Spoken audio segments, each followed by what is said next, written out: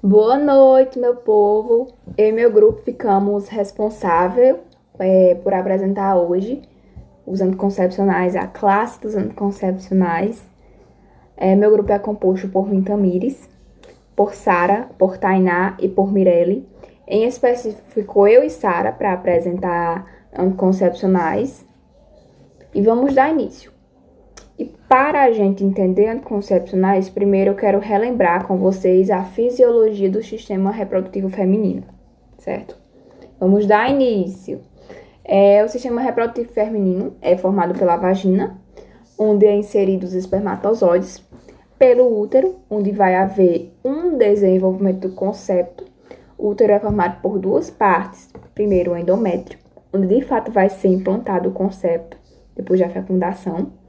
E aí tem o miométrio, que é uma camada de célula muscular que dá forma e sustentação ao útero.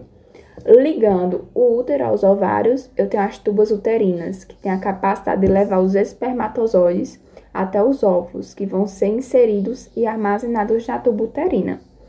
E se houver a fecundação, de levar o concepto até o útero, onde será implantado no endométrio, os ovários têm a função de produzir folículos e o amadurecimento dos folículos. E, consequentemente, dos óvulos também, e a produção dos hormônios, que vão garantir o desenvolvimento do concepto. Mas e aí, Tamires, o que é a contracepção hormonal?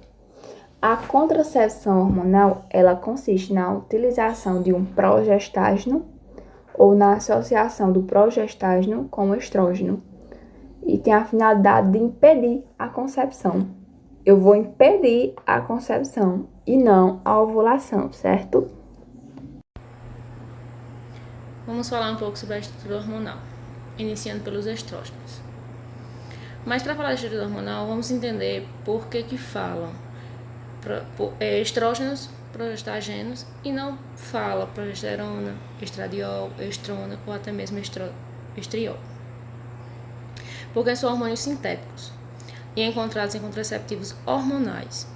São sintéticos derivados dos hormônios naturais por modificações moleculares, por alterações de grupamentos químicos na molécula do hormônio. Os hormônios naturais, eles servem de base, mas eles não são alterados para se transformarem em hormônios sintéticos. Por essa razão, temos o etinil, estradiol, como vemos na primeira imagem, como um estrógeno derivado da progesterona. Já o mestranol, a segunda imagem, é um estrógeno derivado do estradiol, o hormônio natural, que é a base molecular. A partir deles, são feitas algumas alterações moleculares, transformando o estrógeno natural em sintético. Estrutura hormonal. Progestagênios. Tem a progesterona, que é o hormônio natural, e o seu derivado imediato é o 17-hidroxiprogesterona, que servem de base para a formação de hormônios sintéticos. E temos o desogestrel, como vemos na primeira molécula, levonorgestrel, gestodeno, norgestimato, que são hormônios sintéticos derivados da progesterona, ou melhor, derivados da progestagina, que são derivados naturais. O que faz a progesterona na função reprodutiva? A progesterona, ela é de fato um hormônio anovulatório, fazendo com que iniba a secreção de LH e também inibindo a ovulação. Faz também a alteração no muco cervical, pois a progesterona em baixas dosagens ela tem a propriedade de alterar o seu muco, tornando ele mais hostil para a ascensão do espermatozoide.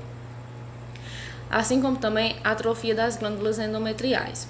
Glândulas endometriais elas servem para nutrir o embrião durante a implantação, fornecendo os nutrientes necessários para o desenvolvimento embrionário.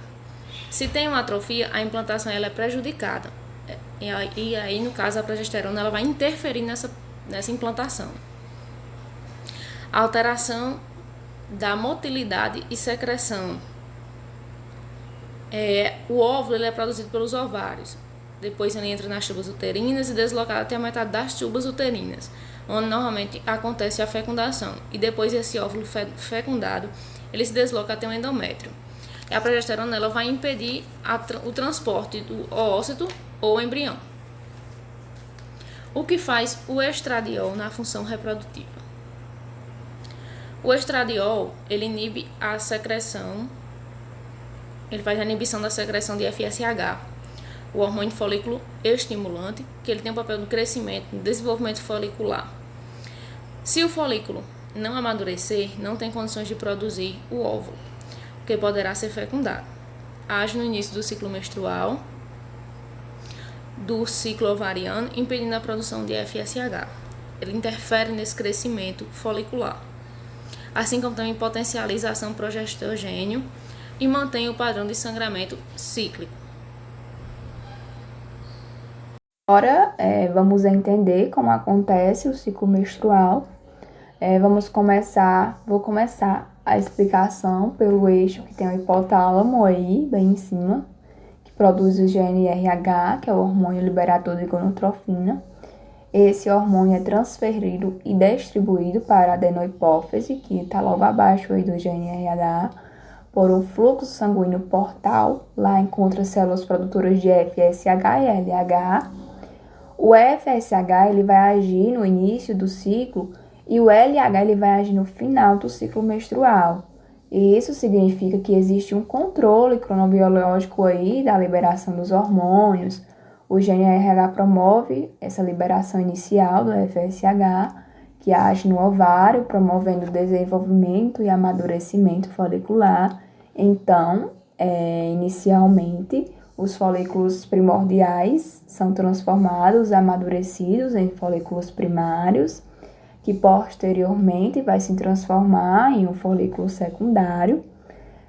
Primeiro que vai começar a sofrer a ação também do LH, ou seja, o folículo secundário começa a expressar na sua superfície celular receptores de LH, ele começa a secretar o estrógeno vai agir na fase proliferativa, ela vai induzir essa proliferação aí do endométrio, pelo crescimento glandular, crescimento do endométrio, de vasos sanguíneos.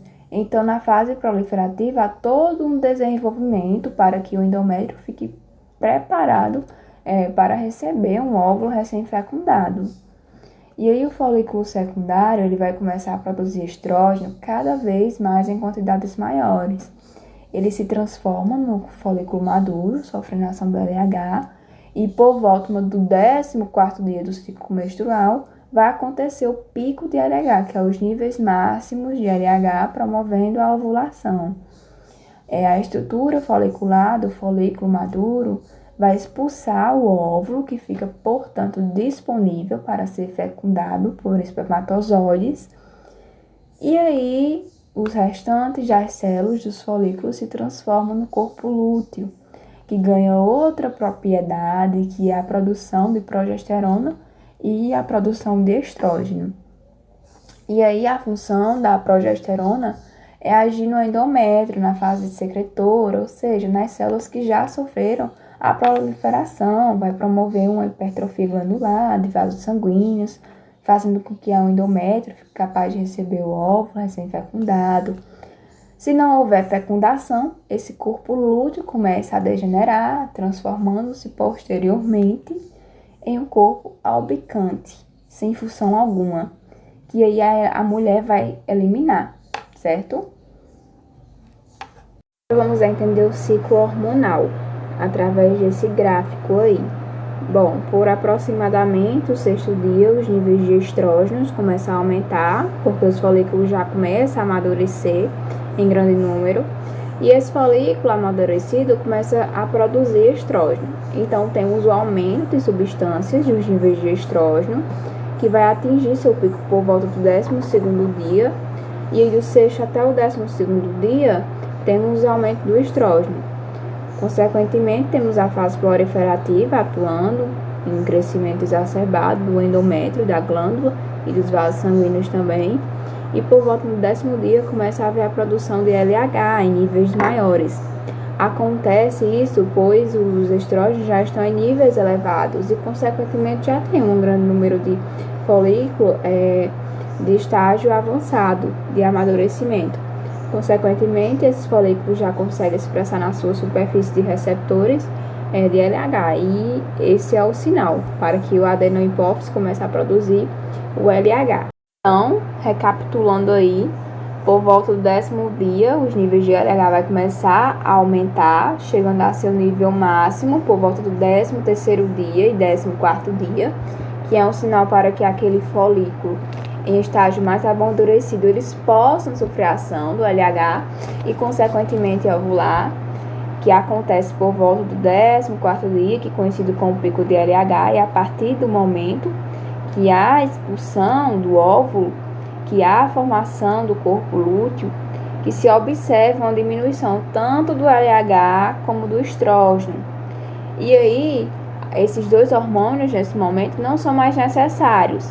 E quando eles dois diminuem, temos aumento da progesterona.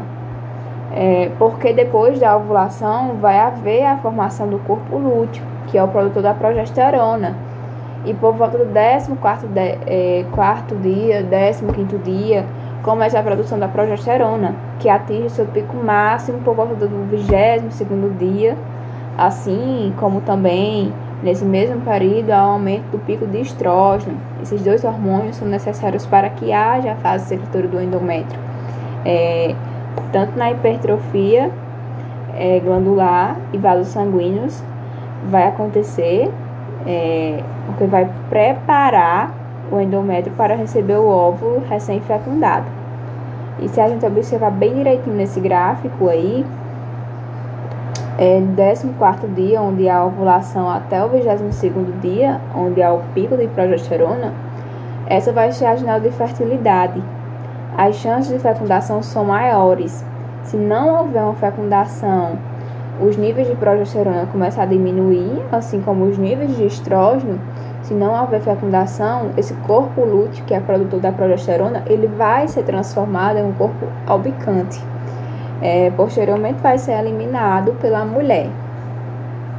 E como a progesterona e o estrógeno controlam os níveis de LH e FSH? Bom, eles vão controlar através de um feedback negativo. Nós vimos que o hipotálamo ele produz o GnRH, certo? Que estimula a adenohipófise a produzir os dois hormônios, tanto o FSH como o LH. O FSH ele vai promover o amadurecimento folicular. E aí o folículo em estágio amadurecido começa a produzir estrógeno. Quando os níveis de estrógeno estão elevados, o estrógeno vai atuar na adenohipófise, impedindo e inibindo a liberação de mais FSH. Da mesma forma vai acontecer com a progesterona também, gente, que é produzida pelo corpo lúteo, como vocês já sabem, né? Que é uma estrutura formada a partir da ovulação, que vai acontecer pelo LH. A progesterona, depois de produzida em níveis elevados, também vai atuar na adenohipófise através do feedback negativo, inibindo a liberação do LH. E aí, depois da ovulação, dos níveis de LH caem muito, pois a progesterona ela vai aumentar, assim como os níveis de estrógeno, quando aumenta, os níveis de FSH diminui. E essa é a lógica dos anticoncepcionais também. Os estrógenos e a progesterona têm por finalidade inibir a produção de FSH e LH, ou inibir a ovulação através de uma inibição do LH.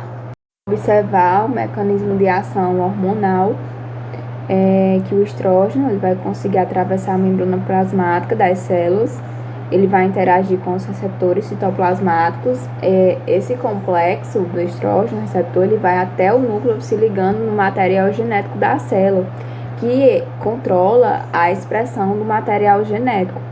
E, de certa forma, todas as ações do estrógeno na proliferação celular ou na inibição do FSH vai acontecer por meio da alteração da expressão do gene no núcleo das células, na qual eles vão agir.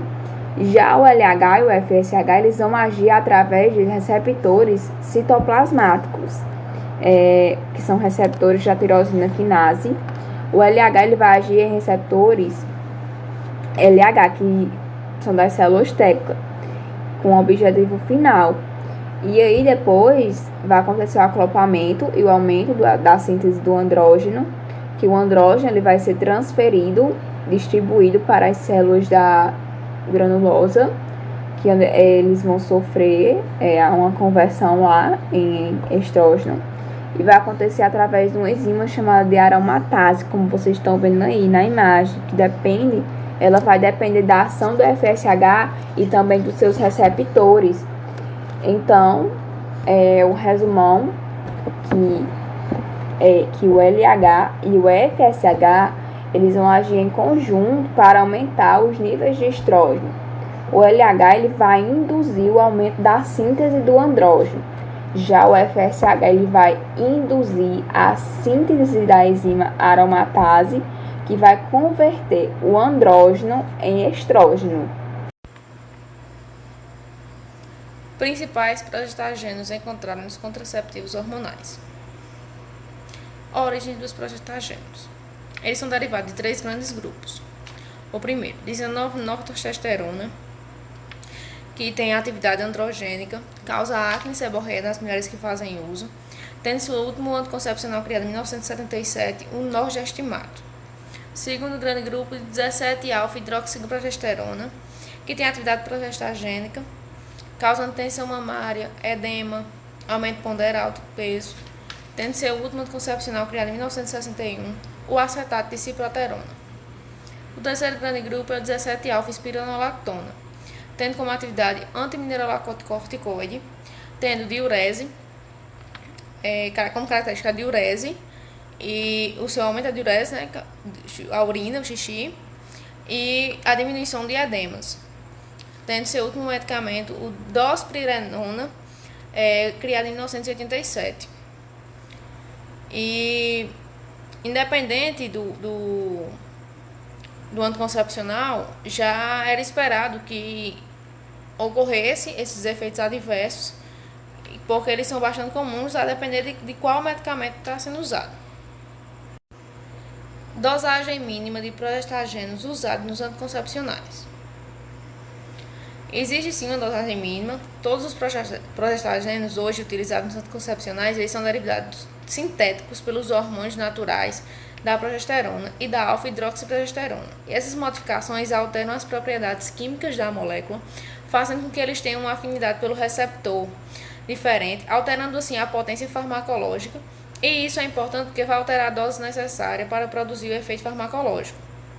Alterando a dose, ou melhor, a diminuição da dose de progesterona, foi uma evolução muito importante porque a dose necessária para ser administrada, para ter uma capacidade anovulatória, é diferente. Como, por exemplo, se a gente comparar o primeiro aí, o levonorgestrel, que ele tem uma dosagem mínima, uma dosagem diária de 0,05 mg ao dia, para efeito anovulatório, como por exemplo, o medroxiprogesterona, que ele precisa de ele tem uma dosagem diária de 10 mg para ter efeito anovulatório. Percebemos que o levonorgestrel ele apresenta uma afinidade maior, consequentemente ele apresenta uma potência muito maior que a média de progesterona. E uma dosagem menor usada pelo levonorgestrel vai produzir uma incidência menor de efeitos adversos. Cada medicação ela tem sua dosagem, como podemos ver aí. O gestodeno 0,03, o dienogeste 1 mg. No gráfico podemos observar a evolução da dosagem de progesterona. Os primeiros eles tinham em média 1 mg de progesterona em cada comprimido anticoncepcional. Isso foi reduzido relativamente para 750 mg, depois para 250, e hoje alguns comprimidos têm até 60 microgramas de progesterona em cada anticoncepcional. Isso é possível à medida que os progestagênios foram alterados, as suas moléculas se tornam cada vez mais seletivos. Isso quer dizer que a afinidade maior pelo receptor, consequentemente, uma dosagem menor para ter o mesmo efeito farmacológico. Aqui vamos ver alguns efeitos adversos dos progestagênios, né? E reduzindo a dose, a gente está reduzindo esses efeitos adversos. Tem o aumento do apetite, flutuações de humor, depressão, diminuição do libido, fadiga, acne, o seborreia, o aumento do tamanho das mamas, alteração do metabolismo e de lipídios e de carboidratos. Agora vamos ver a dosagem mínima do estrógeno usado nos anticoncepcionais, que é a redução da dose, e os principais estrógenos encontrados nos anticoncepcionais são dois. Eu vou ter o etilil estradiol e o mestranol. Todos os dois são estrógenos sintéticos, certo? Que são derivados de hormônios naturais, que existe uma dosagem mínima de estrógeno aí, que são usados nos anticoncepcionais. E lembrando que a progesterona, ela tem um efeito anovulatório. Vamos recapitular. Progesterona tem efeito anovulatório e o estrógeno vai ter efeito ou função de impedir o desenvolvimento folicular. E aí tem 3 grandes grupos, como vocês podem observar aí no gráfico, que é o de alta dose, média dose e baixa dose. E aí, em 1968, quase todos os anticoncepcionais tinham mais de 50 microgramas de estrógeno. E em 1988, só 2% dos anticoncepcionais tinham 50 microgramas ou mais de estrógeno. E essa evolução aí, minha gente, foi extremamente importante, porque teve uma redução nos efeitos adversos que eles causavam. E aí a importância dessa diminuição da dose. Seus efeitos adversos náuseas, vômitos, hipersensibilidade mamária, a questão da alteração da pigmentação da pele, alterações capilares, pequeno grau de redução hídrica, cefaleias vasculares e também tem um risco elevado de trombofilia, certo? Aí temos um gráfico que mostra a questão da incidência de trombose quando se usa os estrógenos, certo? Que de cada 100 mulheres aí que não usa o estrógeno, que não usa nenhum anticoncepcional, 5 vai evoluir com a trombose. Já as que usam os anticoncepcionais, principalmente com grandes concentrações de grandes doses de estrógenos, de cada 100 mil mulheres, 90 tem incidência de trombose, aumentando 18 vezes mais. Já as mulheres no estado gestacional ou no puerpério, de cada 100 mil, 300 mulheres com trombose vai aumentar de 60 vezes mais em relação a uma mulher que não faz nem um uso de anticoncepcional. Os anticoncepcionais hormonais, eles podem ser do tipo oral, injetável, implante, transdérmico, dispositivo intrauterino, que é um endoséptico. Vamos começando a falar dos tipos de anticoncepcionais orais. Eles podem ser combinados quando há uma mistura de hormônios progestenos e estrogênios, e podem ser anticoncepcionais que contenham apenas um hormônio, que é a progesterona. E eles são do tipo mini-pílulas quando a dose do anticoncepcional é muito baixa, ou podem ser interceptivos, que são aqueles administrados pós-coito, após a relação sexual, e que precisam ter uma dosagem muito alta. Já os combinados, eles podem ser 3 tipos. Monofásico, quando há uma combinação de estrógeno e progesterona, todos eles em concentrações iguais, independente do período de utilização da pílula. Os bifásicos, quando durante todo o ciclo menstrual a dose de progesterona vai variar 2 vezes, enquanto que o estrógeno vai permanecer a mesma dose do começo ao fim do ciclo. E o trifásico, quando a dose de progesterona varia 3 vezes, enquanto a de estrógeno apenas 1 vez. Por que essa variação da composição dos anticoncepcionais combinados? Essa variação ela acontece para que haja uma aproximação cinética de liberação dos hormônios, que vindos do ciclo hormonal, então eles durante esse ciclo hormonal, existe uma cinética de variação de liberação hormonal, na qual para que não haja uma interferência e haja um mimetismo parecido com o fisiológico. As pílulas anticoncepcionais elas apresentam concentrações ou proporções semelhantes àquilo que é visto no fisiológico. Monofásico, combinação de estrógeno e progesteronas iguais em todas as pílulas. Bifásico, a dose de progesterona ela varia 2 vezes durante o ciclo, a de estrógeno permanece a mesma. E o trifásico, a dose de progesterona ela varia 3 vezes, o estrógeno varia apenas 1 vez. Mini pílulas e interceptivos, que é o pós-coito. A famosa pílula do dia seguinte. Vantagem de variar a concentração hormonal. Uma das vantagens é o mimetismo. e sem que o fisiológico, onde vamos observar que o fisiológico, na parte de baixo dessa imagem, podemos ver um ciclo normal. Nesse ciclo normal, podemos ver duas imagens. A escura, que representa as variações nas concentrações de progesterona, e a imagem branca, que representa as variações na concentração de estrógeno. No caso da progesterona, nós podemos ver que no início do ciclo, nós temos baixa concentração de progesterona. Na metade do ciclo, que é quando acontece a ovulação, nós temos concentrações médias de progesterona. E as maiores concentrações acontecem na metade para o final do ciclo menstrual. Já as concentrações de estrógenos, elas variam da seguinte forma. No início do ciclo, tem baixas concentrações de estrógenos. Na metade do ciclo, tem elevadas concentrações de estrógeno. E da metade para o final, ela tem uma concentração superior ao início e menor do que a fase média do ciclo menstrual. Se observar o desenho da variação normal do hormônio, durante o período do ciclo menstrual, com os anticoncepcionais orais trifásicos, veremos uma elevada semelhança no trifásico. Tem concentração baixa de progesterona, média no meio, e no fim elevadas concentrações. Já estrogênios são baixos no começo, altos no meio e novamente baixos no fim, semelhante ao que acontece no ciclo normal.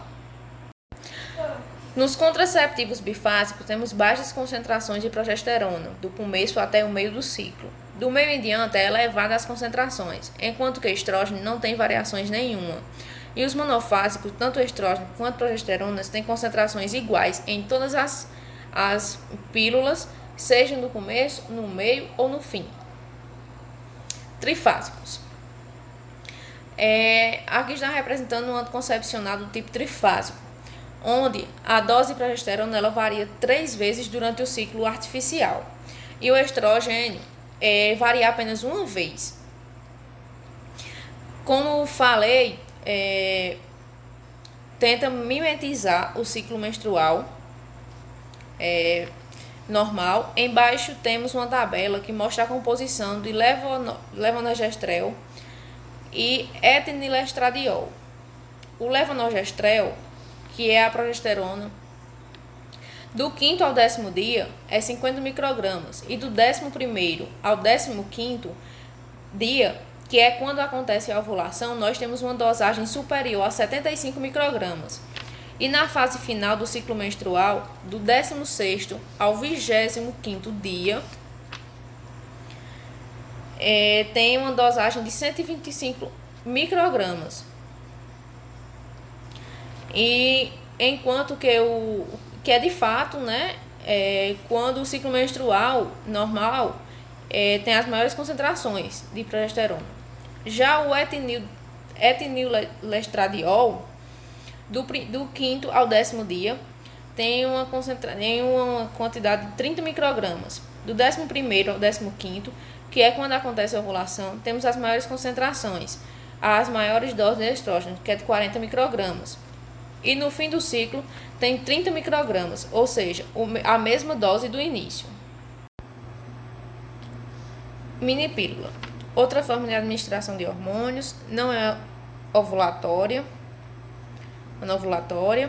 Por ter dosagens muito baixas, elas não inibem o LH. São pílulas de progesterona em baixíssima dosagem que não têm a capacidade de inibir a ovulação.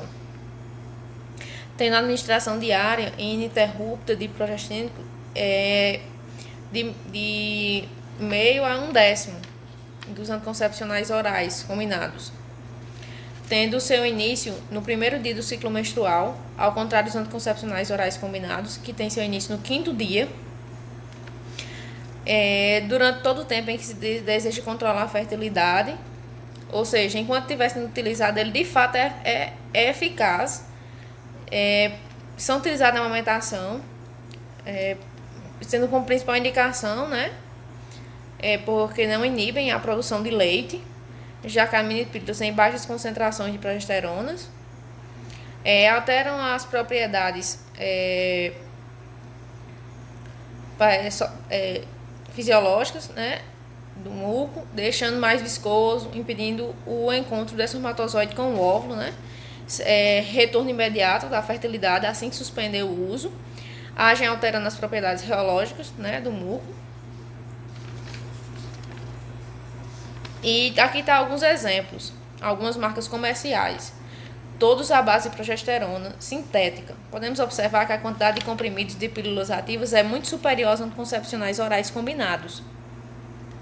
Algumas têm 35 pílulas ativas, enquanto outros têm 28 pílulas ativas.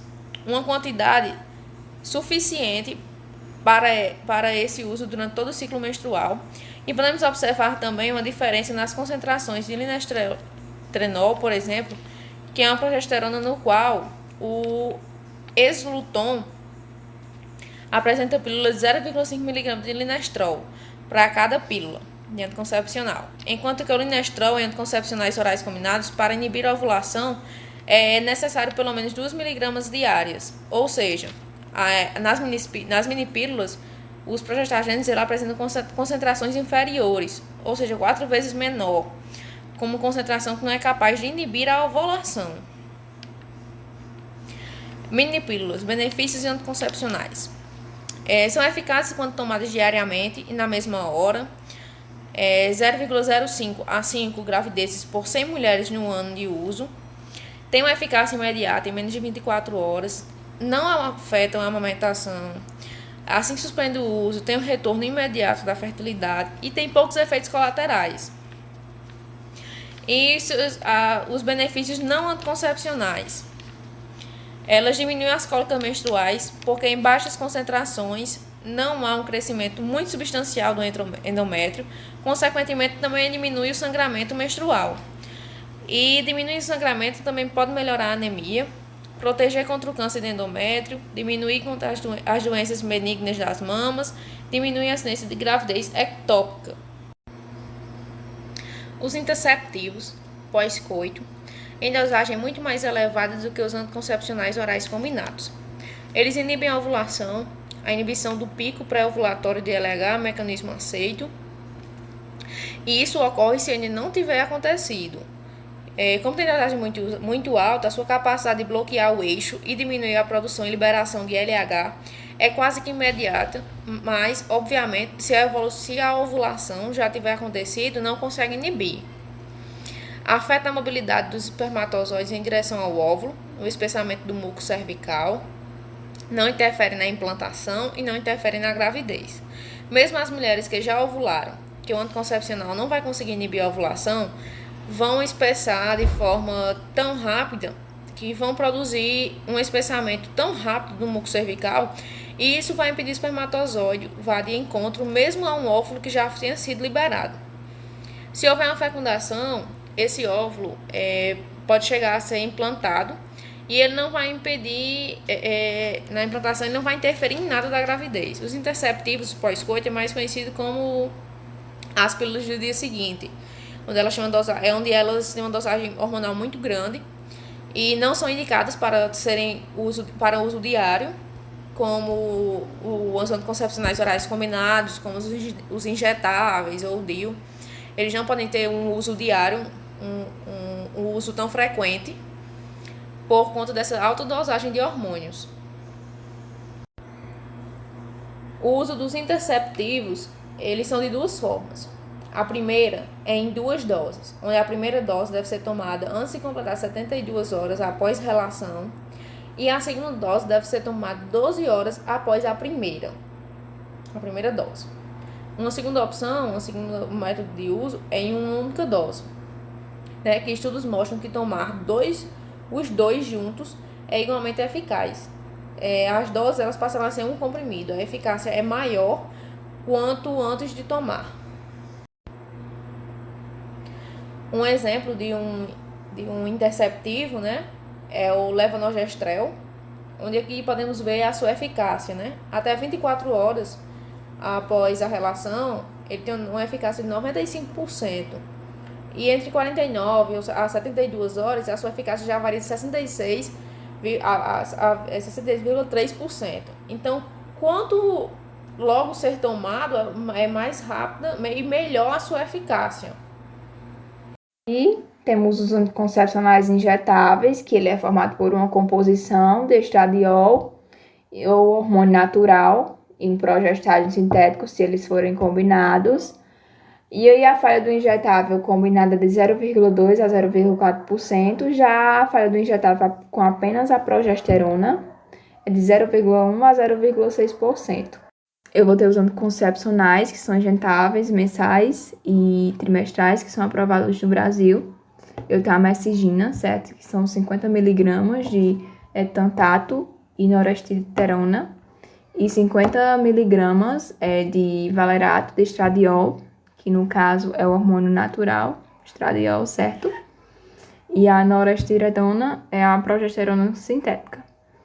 E aí eu vou ter a ciclofamina, que a ciclofamina tem 25 miligramas de acetato de medroxiprogesterona, que no caso é a progesterona sintética, e 5 miligramas de cipionato de estradiol, que é o estradiol, o hormônio natural, o perlutan, o ciclovular e o nociclo, que são 150 miligramas de acetofenido de hidroxiprogesterona, e aí eu vou ter 10 miligramas de etonato de estradiol, e eu vou ter o Depol, e o Provera, que é 150 miligramas de medroxiprogesterona, certo?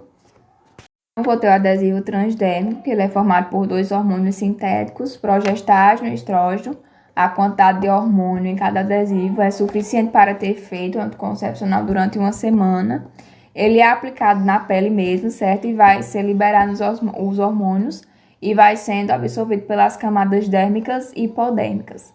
E aí vai cair na corrente sanguínea e vai ter seus efeitos de anticoncepcionais por aproximadamente uma semana. E aí na caixinha vem 3 adesivos. E por que na quarta semana não é utilizada? Porque vai ter que ter um descanso para que as concentrações hormonais caiam e haja um ciclo menstrual. O índice de falha dele é bem semelhante ao da pílula, certo? E aí o Evira é um dos mais comercializados nas farmácias. Vou ter o DIU hormonal, que ele é um dispositivo de plástico em formato de T. Ele contém apenas a progesterona, que no caso é o levonorgestrel, certo? É um dispositivo de liberação prolongada por ser lenta, e aí ele tem uma duração de 5 anos, dependendo do tipo de DIU.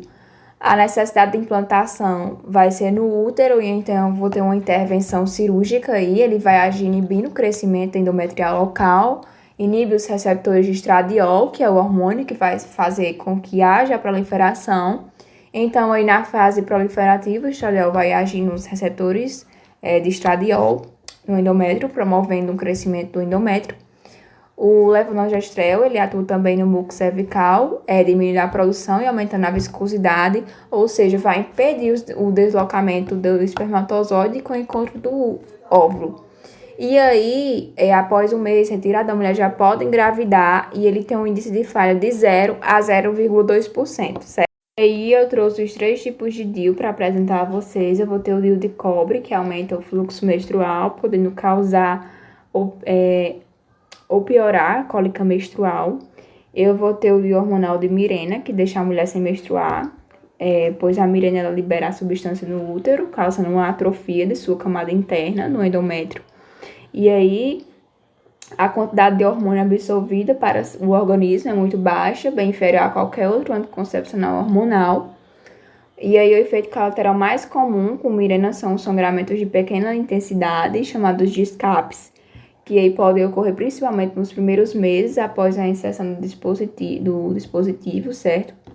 Ele é um dos mais usados hoje, por deixar essa questão da mulher sem menstruar.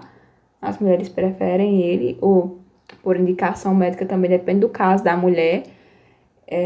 Eu vou ter o DIU de prata também, que combina o cobre e a prata. A combinação dos 2 elementos tem o intuito de diminuir a fragmentação do cobre no organismo, que isso é um evento raro. E por isso o medicamento promove o aumento da sua eficiência e eficácia e diminui a chance de intensificar o fluxo das cólicas menstruais, que aí é um sintoma muito comum, né? Quando se usa o DIU de cobre, é a cólica menstrual, que é intensa. E eu vou ter o dispositivo subdérmico, certo? Que é um dispositivo no formato de bastonete. Ele contém o progestágeno, que é o etonogestrel. Tem uma inibição de ovulação por 3 anos. Ele deve ser inserido sobre a pele, na parte superior do braço, que é bem aqui, e de preferência por o médico, certo? O hormônio é liberado lentamente em doses constantes. Ele vai inibir a ovulação do pico de LH. E tem um índice de falha de 0 a 0,2%. E aí eu trouxe para vocês o Implanon, que ele é bastante comercializado, certo? Nas farmácias.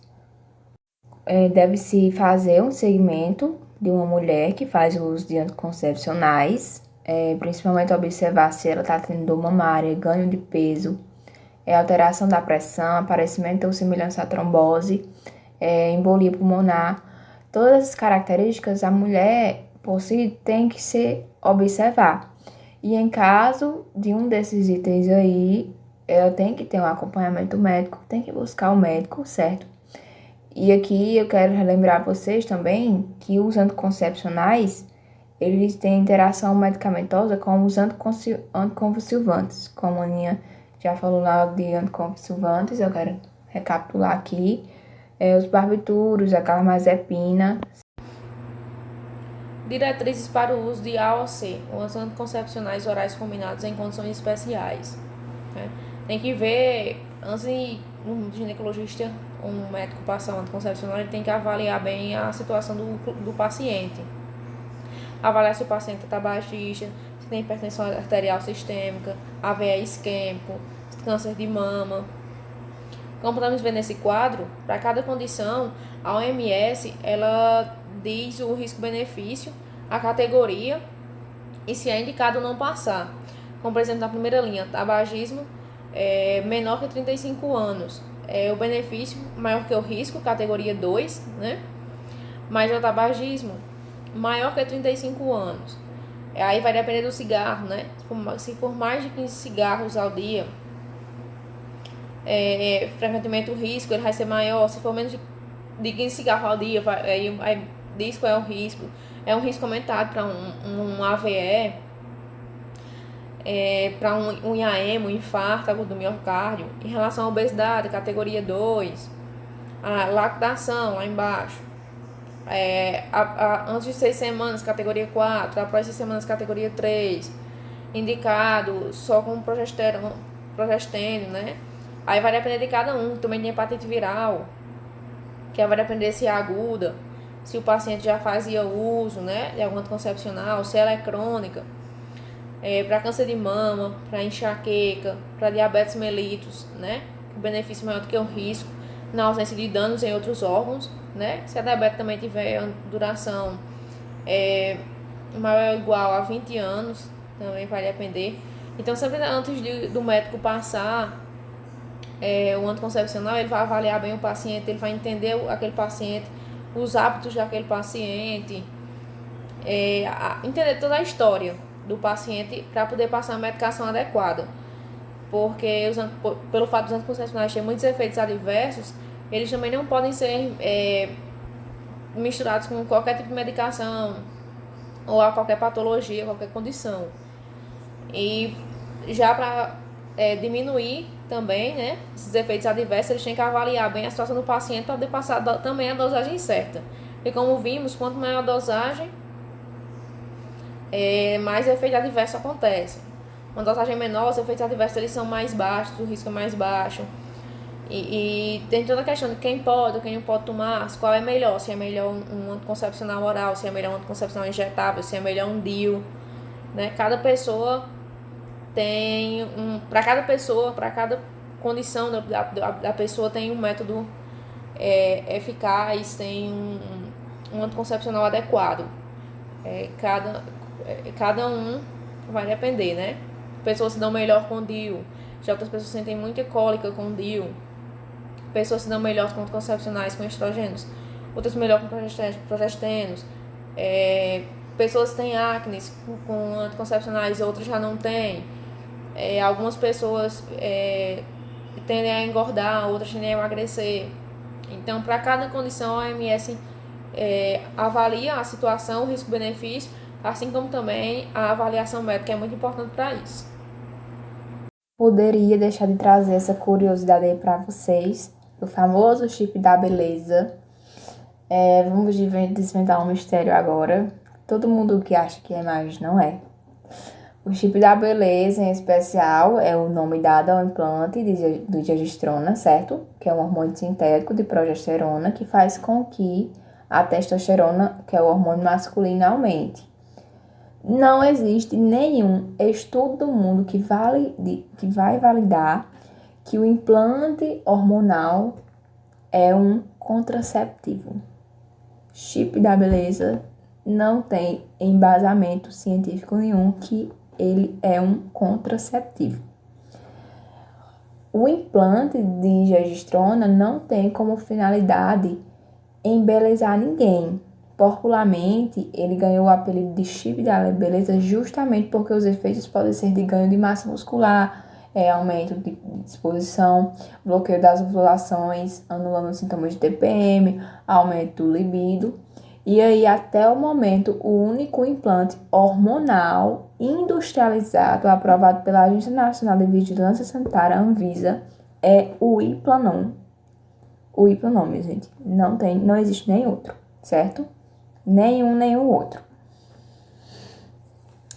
E é isso, fim dos slides. Obrigada pela atenção de vocês. Espero que tenham gostado, certo?